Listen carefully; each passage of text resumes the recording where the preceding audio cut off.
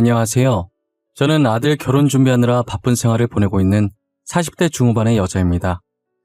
죽으라는 법은 없는지 한없이 가난하던 저희에게도 이런 축복이 오게 되네요. 여러분께 꼭 제 이야기를 소개하고 싶어서 이렇게 글을 쓰네요. 그동안 정말 어렵게 살았는데 드디어 그 세월을 보상받는 기분이 들어요. 제가 이 나이가 되도록 살다 보니 우리나라는 돈 없으면 살 수 없는 나라라는 걸 알게 됐어요. 가난은 가난을 낳는다는 말이 있죠. 그 말처럼 남편도 저도 가난한 집안에서 태어나 제대로 된 교육을 받아보지 못하고 일찍 학교를 그만두고 남들보다 빨리 사회생활에 뛰어들었어요. 일을 해도 여전히 가난했고 여전히 무시받는 인생을 살았습니다. 그래도 저희는 둘만 있으면 무서울 것 없이 행복했어요. 순정아, 비록 우리가 가진 건 없지만 어떤 순간에도 절대 기죽지 말고 당당하게 살자. 자신감 하나면 뭐든 할 수 있어. 두려워하지 말자. 난 오빠만 있으면 돼. 절대 키 안 죽어. 악착같이 돈 모아서 보란듯이 살 거야. 가난해도 잘 살 수 있다는 걸 보여줄 거야. 저희는 자신감이 무기라며 어떤 순간에도 자신감을 잃지 않으려고 노력했어요. 늘 긍정적인 남편과 제가 처음 만난 곳은 어느 의류 공장이었어요. 그땐 둘 다 학교를 때려치고 일을 한 거라 미성년자였어요. 당시 저희를 받아주는 곳이 공장밖에 없었고 공장에서도 성인인 척 보이려고 어른들이 입을 법한 옷을 입고 다니고 그랬었어요. 다른 공장도 그런지는 모르겠지만 저희 공장은 관리자가 굉장히 난폭했어요. 굳이 화 안 내도 되는 일에도 화를 내며 저희에게 스트레스를 푸는 것 같았어요. 남편과 저는 둘 다 같은 처지라 공장 주인이 난폭하게 굴 때마다 서로에게 의지하며 위로해주는 사이가 되었습니다. 2년 동안 함께 붙어서 일하는 시간이 많아지다가 정이 들어버려서 결혼까지 하게 된 거죠. 공장 사람들은 처음 저희가 공장에 들어왔을 때 성인이 아니라는 걸 진작에 눈치를 채고 있었는데 가엾고 불쌍해서 쉬쉬해줬더라고요. 당연히 윗사람들도 알았지만 당장 공장에 일할 사람이 없으니 모르는 척 눈 감아주고 저희를 뽑은 것이었어요. 그런데 저희가 서로 결혼하겠다고 말하자 직원들은 수군대기 바빴어요. 어린 것들이 발랑 까져가지고 분명히 임신해서 결혼했을 거야. 하라는 일은 안 하고 그런 짓거리를. 에휴. 얌전하게 생긴 것들이 왜 그랬대? 여기 사람은 생긴 걸로 판단하면 안 돼.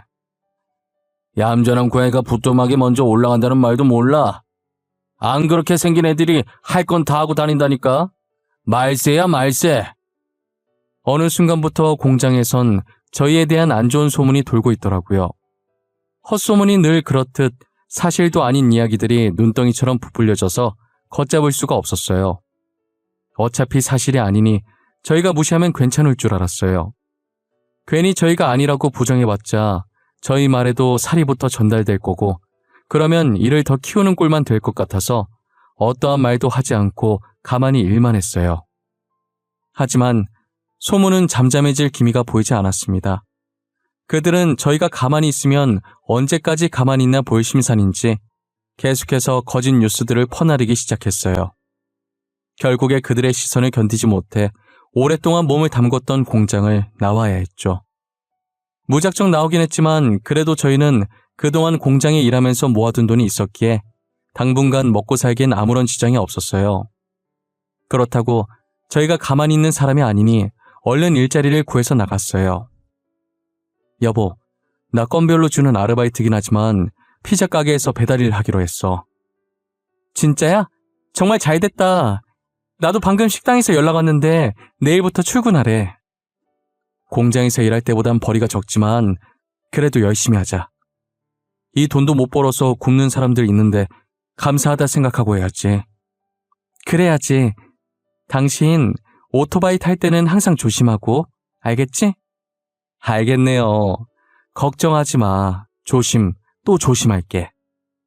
저희는 다행히 아르바이트를 금방 구했고 저는 식당 일을 했고 남편은 배달 일을 시작했어요. 1년 정도 일했을 때 제가 임신을 하게 된 거예요. 남편은 임신했다는 말에 저보고 쉬라고 했지만 제가 쉬면 생활비가 확 줄어서 만삭 때까지 일하겠다고 고집을 부렸어요. 제 고집을 꺾을 수 없었던 남편은 할 수 없이 그렇게 하라고 하더라고요. 그래도 식당 사장님이 되게 좋으신 분이라 만삭인 몸으로 일해도 힘들지 않았어요. 출산 코앞에 두고 몸조리 할 때까지만 일을 쉬겠다고 하기엔 염치가 없어서 아예 그만두려고 하니 사장님은 출산하고 오라고 제 자리는 비워두시겠다고 하시더라고요. 저는 사장님의 배려로 잠시 일을 쉬고 아들을 낳았어요. 이제 2사람이 아닌 3사람이 되어 아들에게도 들어갈 돈이 있기에 몸조리 끝나자마자 더 열심히 일을 했어요. 아들이 어느 정도 커서 말도 쫑알쫑알 잘할 때쯤 오토바이 사고 뉴스가 많이 보이더라고요. 그런 뉴스를 볼 때면 자연스럽게 오토바이 타고 일하는 남편이 떠올랐고 항상 걱정됐어요. 제가 걱정할 때마다 남편은 괜찮다고 저를 안심시켰어요. 10년 뒤에도 변함없이 남편을 걱정했고 남편은 제게 웃어 보였죠. 당신 알지? 늘 오토바이 조심? 매일 들어서 귀에 닦지 않겠어. 항상 조심해서 타고 있으니까 걱정하지 마. 나 배달 무사고 10년 차야. 왜 이래? 당신도 무거운 거 들다가 허리 다치지 말고 조심해. 나야 뭐 힘든 일 사장님이 다 하셔서 괜찮아. 여튼 오토바이 항상 조심해. 알겠지? 알겠네요. 갔다 올게. 당신도 잘 갔다 오고. 저는 그게 남편의 마지막 출근일 줄은 꿈에도 몰랐어요. 만약 남편의 마지막 출근일 줄 알았다면 가지 말라고 말렸을 거예요. 그날 출근하는 남편을 보내고 저도 식당으로 출근을 했어요. 손님이 가고 난 자리를 닦으면서 빗소리가 들리길래 창밖을 바라봤어요. 그날따라 비가 억수같이 쏟아졌고 오토바이 타고 다닐 남편이 생각나더라고요. 조금 불안했지만 조심한다는 남편의 말을 믿고 힘내서 일했습니다. 설마 사고가 날까 싶었던 거죠. 그러다 시간을 봤는데 저녁 6시더라고요. 저는 아직도 그날의 기억이 어제 일처럼 선명하게 기억나요. 당시 남편은 휴대전화가 있었는데 저는 휴대전화를 들고 있지 않았어요. 항상 필요한 게 있으면 남편은 저희 가게로 전화를 했었어요. 그날 손님이 많아서 제가 음식을 나르느라 가게에 온 전화를 사장님께서 받으셨어요. 전화를 받던 사장님은 사색이 되더니 급히 저를 찾더라고요.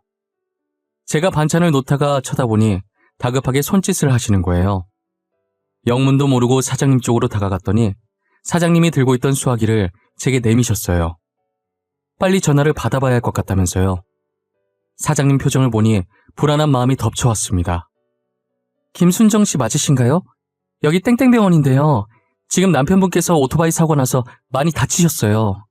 보호자분이 빨리 와주셔서 수술 동의서를 좀 써주셔야 해요. 10년 동안 무사고라고 자신만만해하던 남편의 얼굴이 떠오르면서 평생 함께할 내 남편이 죽을까봐 너무 무서웠습니다. 사장님도 가게 걱정하지 말고 가보라면서 덜덜 떨고 있는 제 손에 택시비를 고이 쥐어주셨죠. 저는 믿기지가 않아서 멍한 상태로 택시를 탔고 기사님께 병원에 빨리 가달라는 말만 반복했어요.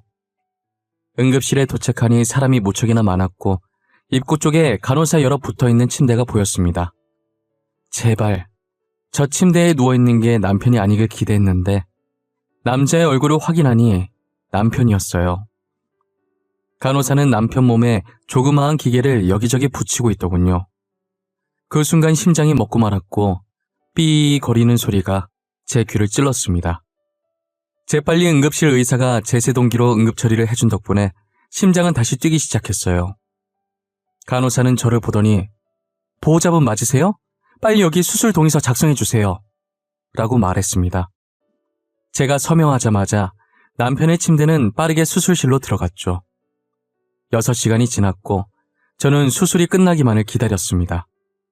수술실에서 의사가 나오더니 수술은 잘 마쳤지만 의식이 돌아올지는 기다려봐야 한다며 무거운 표정을 보이셨어요.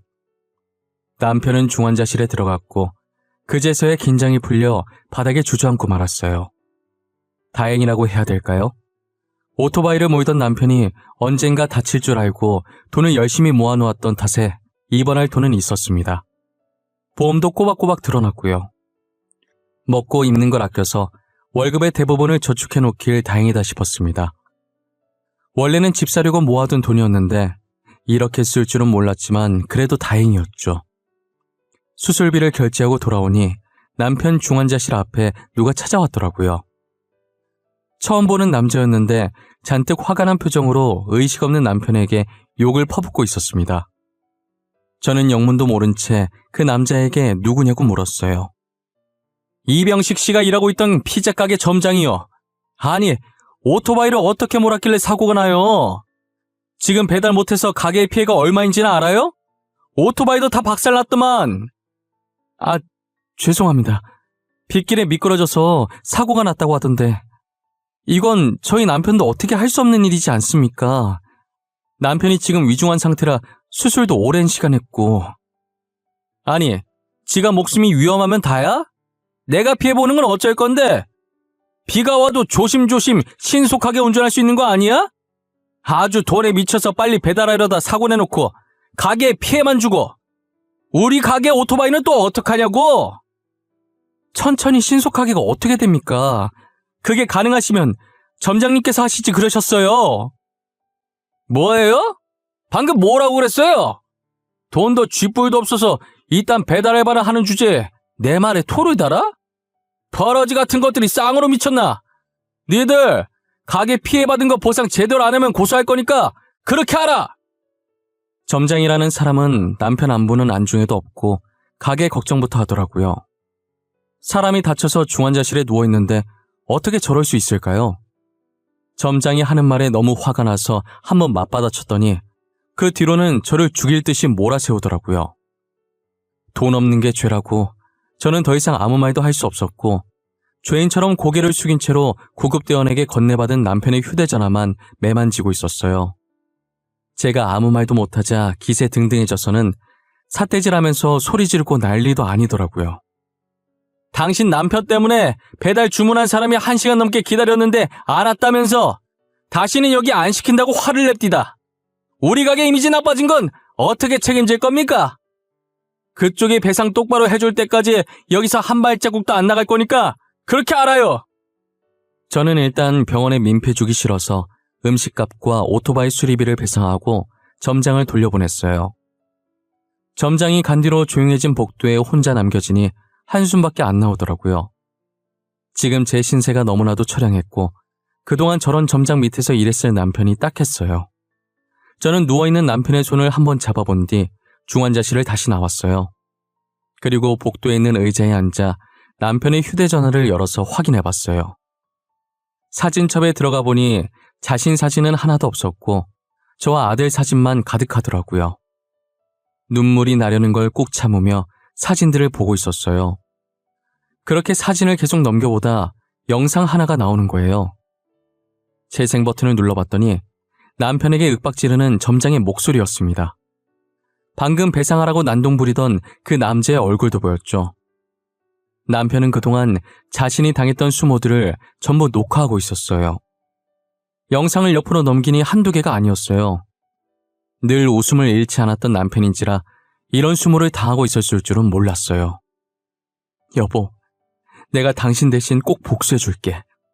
그 인간 밖에 못 돌아다니게 만들어줄게. 영상을 본 순간부터 눈물이 멈추지 않았고 물수건을 들고 와 남편 몸을 닦아주면서 언젠간 그 점장한테 복수를 하리라 마음먹었어요. 저는 언제까지나 이렇게 가만히 손 놓고 모아둔 돈을 계속 쓸 수가 없어서 다시 식당 일을 했어요. 왜 벌써 나왔어? 며칠 더 쉬어도 되는데. 아니에요. 제가 어디 쉴 형편인가요? 이제 남편도 저렇게 됐는데 저라도 일해야죠. 그래야 병원비 내고 아들도 키우고 하죠. 사장님은 왜 벌써 왔냐고 더 쉬어도 된다고 하셨지만 저는 쉴 형편이 아니었어요. 그래도 사장님이 여자분이라 저를 이해해 주시고 잘 챙겨주셔서 힘들지 않았어요. 가끔 부업으로 인형 눈 붙이기도 하고 예전처럼 돈 되는 일이라면 다 했던 것 같아요. 그렇게 바쁜 하루하루를 보내니 금방 한 달이 지나갔고 식당에서 월급을 받는 날이 돌아온 거예요. 집으로 돌아와 받은 월급을 확인해 보니 평소 받던 월급보다 3배 많이 들어있더라고요. 저는 사장님이 잘못 넣으신 건가 싶어서 다음날 출근할 때 돈을 그대로 다시 들고 갔어요. 사장님, 어제 월급을 받았는데 사장님께서 잘못 주신 것 같아서요. 잘못 준 거 아닌데 순정 씨 월급 맞아. 얼마 안 되는 돈이긴 한데 남편 병원비에 보태. 사장님, 제가 어떻게 이 돈을 받아요? 일 열심히 하는 직원한테 사장이 주는 보너스라고 생각해. 이것밖에 못해줘서 너무 미안해. 혹시라도 도움 필요하면 언제든지 말하고. 사장님은 평소에도 일 잘하고 성실하다며 저를 많이 아끼셨어요. 10년 넘게 일하면서 아파도 아픈 내색 안 하고 하루도 쉰 적이 없었거든요.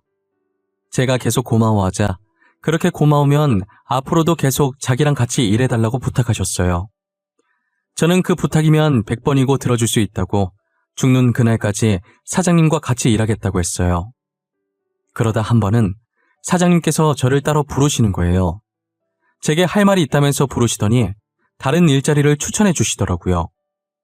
순정 씨, 식당 일 말고 다른 일 안 해볼래? 여기보다 월급도 많고 하는 일도 별로 없어. 뭐 하는 곳이길래 하는 일도 없는데 여기보다 월급이 많아요? 우리 남편이 회사를 하나 운영하고 있거든. 그런데 비서 자리 하나가 빈다고 하더라고. 가서 딱히 할 일은 없고 그냥 남편 스케줄 체크해주고 오전에 커피 한 잔만 타주면 돼. 저는 비서 일을 해본 적이 없는데 제가 잘할 수 있을까요? 그럼 원래 남편이 혼자서 스케줄 다 챙겼었는데 회사가 커지다 보니까 이제 혼자 하는 건 힘든가 보더라고. 진짜 간단한 일이야. 편하게 돈 벌 수 있는 기회라니까. 사장님 감사합니다. 꼭 연락드려서 해볼게요. 마땅히 하는 일도 없이 월급이 식당 일했던 것보다 많다는데 굳이 마다할 이유가 없었어요. 저는 그렇게 사장님의 남편 회사에서 일을 하기 시작했어요. 지금 다니는 회사 대표님도 부부 아니랄까봐 식당 사장님처럼 다정하시고 저를 잘 챙겨주시더라고요.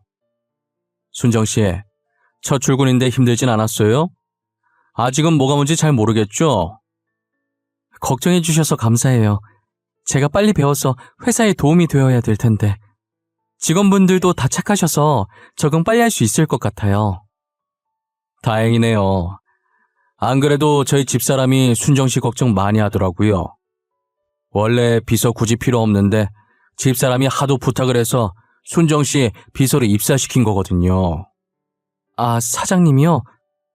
그러셨구나. 전혀 몰랐어요. 아참, 이거 집사람이 말하지 말라고 했는데 우리 집사람한테는 모르는 척 하세요. 제가 말했다는 거 알면 우리 마누라 또 난리 납니다. 오늘 너무 수고하셨고 저희는 내일 또 봅시다. 알고 보니 비서 자리 굳이 필요 없는 것이었는데 식당 사장님께서 부탁해서 만든 자리였어요. 저를 신경 써주신 식당 사장님도 사장님 부탁 흔쾌히 들어주신 대표님도 너무 감사했어요. 언제가 됐든 기회가 된다면 이 은혜를 꼭 갚아야겠다는 생각을 하면서 일해왔습니다. 대표님 비서로 일한 지도 4개월 정도 지났을 때 퇴근을 하고 여느 때처럼 식당으로 향했어요. 제가 퇴근하고 별일 없으면 종종 식당에 가서 사장님을 도와주곤 했거든요. 그날도 평소처럼 식당 문을 열고 들어갔는데 사장님이 보이질 않는 거예요. 잠시 화장실이라도 갔나 싶어서 행주를 찾으러 주방 쪽으로 들어왔는데 주방 바닥에 사장님이 쓰러져 계시더라고요. 저는 급하게 구급차를 불러서 사장님을 병원으로 모시고 갔어요. 다행히 제가 빨리 발견했는지 골든타임 안에 응급실에 도착했어요. 저희 사장님 좀 살려주세요. 도대체 왜 쓰러지신 거예요? 깨어나시긴 하는 거죠? 네, 선생님. 일단 진정하시고요. 저혈압으로 잠시 기절하신 것 같아요. 그래도 빨리 발견하셔서 다행이에요. 조금이라도 늦게 발견했으면 진짜 큰일 날 뻔했어요. 생명의 은인이세요. 사장님이 갑자기 쓰러지신 건 기립성 저혈압 때문이었고 제가 조금만 늦게 발견했으면 심장에 무리가 가서 사망했을 수도 있다고 하셨어요. 뒤늦게 제 전화를 받고 온 대표님은 저를 보자마자 고맙다고 연신 고개를 숙였어요. 너무 고마워요, 순정씨. 순정씨 없었으면 진짜 어쩔 뻔했어요. 우리 아내가 한 번씩 어지럽다고 한 걸 내가 귀담아 들었어야 했는데 너무 안일했네요, 제가. 아니에요. 그래도 제가 가게 들릴 때라서 사장님이 운이 좋으셨어요. 그동안 두 분이 제게 얼마나 잘해주셨는데요. 저도 도움이 되어드리고 싶었는데 이렇게 될 줄은 몰랐네요. 오히려 제가 두 분께 은혜를 갚는 거예요. 저는 정말 바라는 거 없어요. 순정씨, 그래도 이건 그냥 넘어갈 수가 없어요. 언제든 저희가 은혜를 꼭 갚을 수 있게 해주세요. 저는 괜히 민망해서 머리만 긁고 있다가 이제야 주변을 둘러봤는데 정말 공교롭게 사장님이 온 병원이 알고 보니 저희 남편이 있는 병원인 거예요. 그래서 기왕 온 김에 남편 병실에도 잠시 들리게 됐어요. 여전히 남편은 잠을 자듯 평온한 표정으로 누워있더라고요. 남편 몸을 물수건으로 닦아주려고 다가가는데 손가락이 살짝 떨리는 걸 봤고 급하게 간호사를 부르러 뛰쳐나갔어요. 간호사를 데리고 오니 남편이 서서히 눈을 뜨더라고요. 의사는 남편 눈에 불빛을 비춰보며 확인을 하더니 의식이 돌아온 것 같다고 하셨죠. 쓰러진 지 8개월 만에 남편이 의식을 되찾았습니다.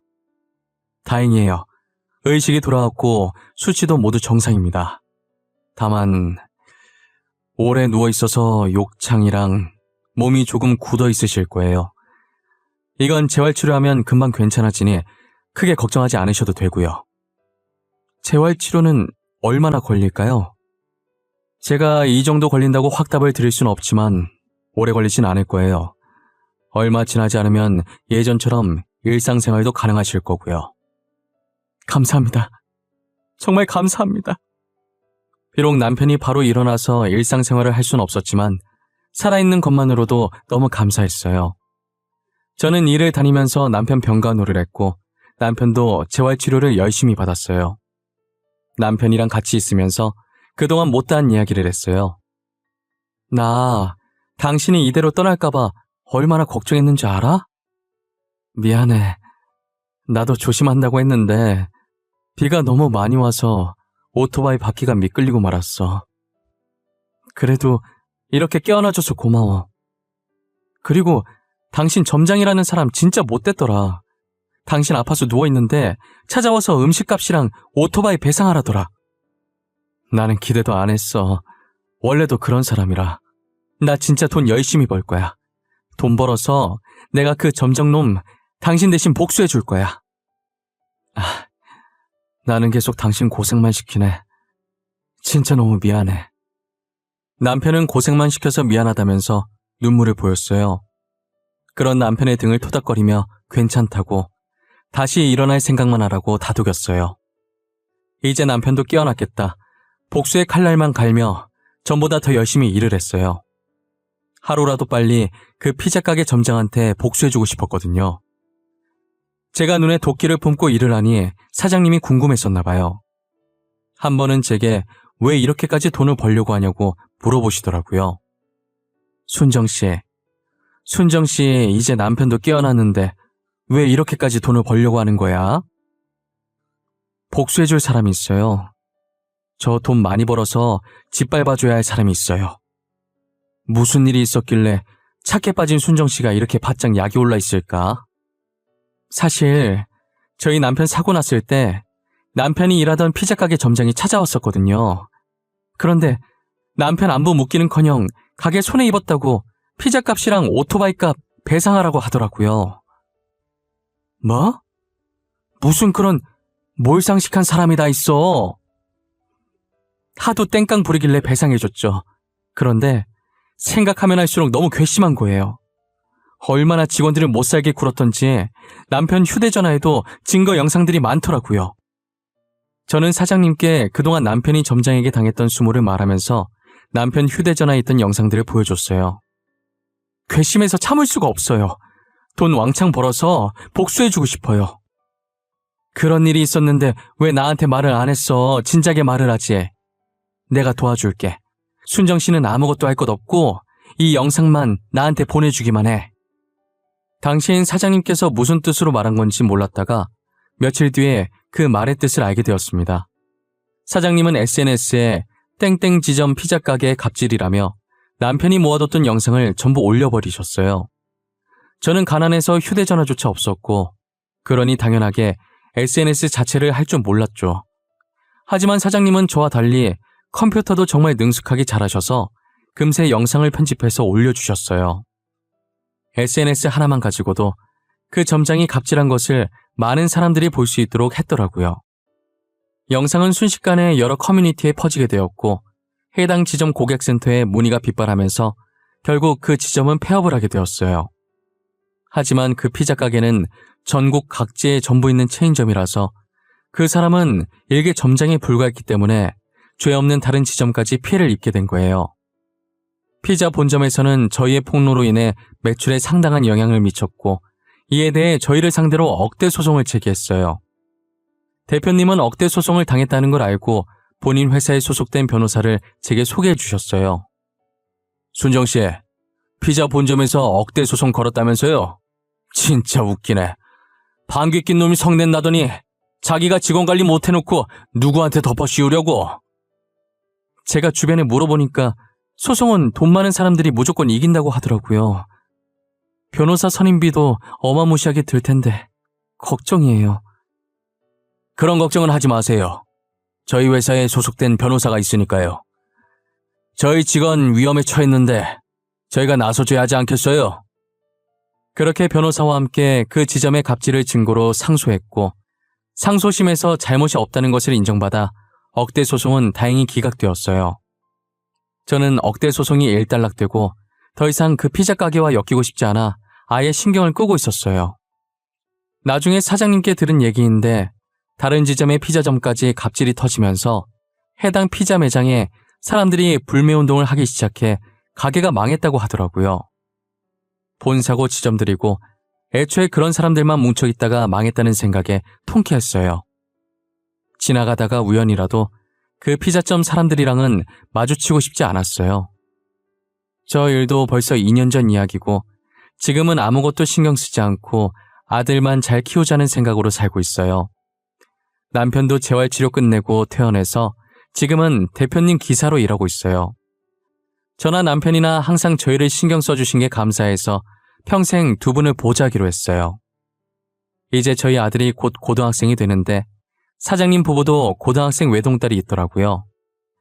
저희 아들보다 1살 많았는데 사장님 부부는 저희 아들을 사윗감으로 미리 점 찍어 두셨었나 봐요. 둘이 결혼했으면 좋겠다고 아들을 소개해달라고 하시더라고요. 순정씨, 우리 딸 알지? 전에 봤지 않나? 순정씨 아들도 우리 딸 봤을 텐데 전에 둘이 같은 날에 우리 식당으로 하교한 날 있잖아. 아, 네네. 기억났어요. 아니, 나는 순정씨 아들이 참 마음에 들더라고. 순정씨도 우리 딸 마음에 들면 둘이 결혼시켰으면 좋겠는데 말이야. 네? 결혼이요? 저희 아들 이제 고등학생 되고 사장님 따님도 아직 학생인데 무슨 결혼이에요. 사장님도 참. 누가 지금 시키지? 성인 돼서 결혼시키자는 말이지. 오늘 집에 가서 아들한테 1살 연상 어떠냐고 물어봐. 아니 사장님, 그걸 둘째치고 아들 결혼시키려면 신혼집 해줘야 하는데 저희 부부가 가진 게 없어요. 당장 저희 집도 변변치 않은데. 그건 걱정하지 마. 목숨을 빚졌는데 내가 그 정도도 못하겠어? 혼수는 전부 우리 부부가 해올 거야. 순정씨 아들은 진짜 몸만 오면 돼. 사장님은 저희 아들이 마음에 드셨는지 몸만 오면 된다고 저를 꼬드기시더라고요. 저는 사돈이 사장님 부부라면 두말할 것도 없이 좋았지만 아들 의견이 제일 중요했어요. 아들 마음이 어떨지 모르니 일단 이 이야기는 사장님과 저 사이에 비밀로 하기로 했어요. 그 사이 저희 아들은 공부를 열심히 해서 단번에 의대에 입학하게 되었고 어쩌다 보니 사장님 딸과 엮여서 지금은 좋은 인연으로 결혼 준비를 하고 있어요. 저도 상견례 할 때 알게 된 건데 아들이 사실 사장님 딸을 처음 봤을 때부터 좋아했었다는 거예요. 그런데 숫기가 없어서 마음을 제대로 표현하지 못했었다고 하더라고요. 반면 사장님 딸도 저희 아들을 마음에 들어했고 저희 아들과는 반대로 뭐든 적극적으로 하는 성격이라 사장님 딸이 먼저 대시를 했다고 들었어요. 만나게 될 인연은 다 만나게 된다고 고등학생 이후로 마주친 적 없다가 꽈팅을 통해서 다시 만나게 됐대요. 둘 다 꽈팅에 관심 없었는데 이상하게 그날따라 가고 싶어서 나갔다가 마주친 거죠. 저희 아들은 이제 본과생 2학년이고 사장님 딸은 올해 초에 졸업해서 직장을 다니고 있어요. 아직 저희 아들이 학생이라 결혼은 이른 것 같았는데 어차피 둘이 결혼시킬 거 아니냐고 나중에 하나 지금 하나 똑같다길래 이번 연도 끝나기 전에 결혼식을 추진하기로 했어요. 요즘은 아들 결혼 준비하면서 정말 행복한 하루하루를 보내고 있어요. 이미 지난 날은 다 잊고 앞으로 있을 행복한 일들만 생각하고 살려고요. 과거에 계속 살아봤자 스트레스 받기밖에 더 하겠어요. 부디 저희 아들만큼은 저희 같은 일 겪지 않고 행복하게 살았으면 좋겠네요.